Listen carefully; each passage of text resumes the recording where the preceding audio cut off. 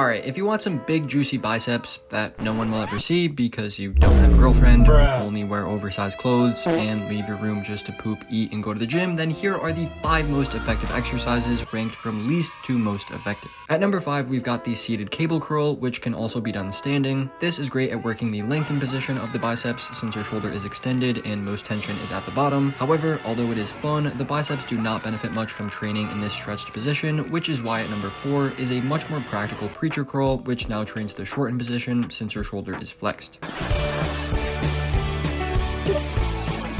At number 3, we've got the classic incline dumbbell curl, which again does keep your shoulders extended. However, because you are now able to externally rotate your shoulders, this will bias more of the long head, or the outer portion responsible for the bicep peak, so that next time your grandma asks to show off those guns, it doesn't look like you just spent 24 seconds lifting up a stick with marshmallows. Moving swiftly on to number 2, one of the most fundamental and basic movements out there, all reliable some may say, the standing dumbbell curl. It trains the short head, it trains the long head, and tension occurs right in the middle where your biceps are the strongest. And finally, number 1, the most important of them all, the Krabby Patty secret formula to bicep gains, the one exercise that if you don't do, nothing else in life will even matter, and that is the Hector curl. The Hector curl is just any curl variation you do, whether it's preacher curls, dumbbell curls, or incline curls, performed with actual true intensity. Remember, your biceps are just like any other muscle. In order for them to grow, you need to apply as much effort as possible to take your sets close to failure. So no matter how good your exercise selection is, if it doesn't look like Gus Fring just walked into your peripheral as you were strapped in a wheelchair with a tiny bell that you jingle when you get upset, then your biceps will not grow.